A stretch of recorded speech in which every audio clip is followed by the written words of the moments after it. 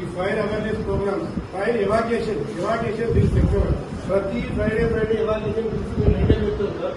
అదేంటంటే ప్రతిరోజు అయిపోయింది, ఇప్పుడు ప్రతి శుక్రవారం ఉంది, ఇప్పుడు ప్రతిరోజు చెప్తుంది. ఎందుకంటే ఎక్కువ మందికి అవేర్నెస్ కావాలా, ఫైర్ ఎవాక్యుయేషన్, ఫైర్ అయినప్పుడు ఏ విధంగా ఎస్కేప్ కావాలి. ఎందుకంటే ఈ ప్రధానంగా హాస్పిటల్స్, స్కూల్స్, ప్రైవేట్ బిల్డింగ్స్ లో ఫైర్ అయితే ఏ విధంగా ఎస్కేప్ కావాలా. మనం రీసెంట్ గా హైదరాబాద్ ఏమైంది, ఒక 17 మంది చనిపోయింది.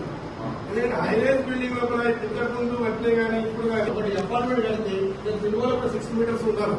ఏంది వెహికల్ కానీ మనకు సిగ్నల్స్ ఉండాలి. అదేవిధంగా ఏంటి అన్ని రకాల ఫైర్ సిస్టమ్స్ ఉండాలి. ఫైర్ అలారం కానీ, లేకపోతే ఇంకా హైడ్రెంట్స్ కానీ, స్ప్రింక్లర్స్ కానీ, ఇవన్నీ కూడా ఎక్కువ ఇవన్నీ మెయింటైన్ చేయాలి. ఫైర్ అయినప్పుడు ఏమైందంటే ఫైర్ అయినప్పుడు ఇలా పరిస్థితి ఏర్పడుతుంది. చాలా మంది చనిపోయే అవకాశం ఉంటుంది. ఎందుకంటే ఫైర్ ఏంటంటే చాలా మంది నెగ్లెక్ట్ చేస్తారు. అయినప్పుడు ఏమైతుందని చెప్పి అనుకుంటారు. నిజంగా చెప్పాలంటే ఫైర్ అయితే చాలా మంది చనిపోయే అవకాశం ఉంటుంది. ఎందుకంటే మామూలుగా ప్రమాదం ఉండదు. ఎందుకంటే చాలా మంది అంటే ఆ మంటలు చిక్కుకోవడం కానీ, స్మోక్లు కానీ, ఈ హైరైజ్ బిల్డింగ్స్ ఉంటాయి.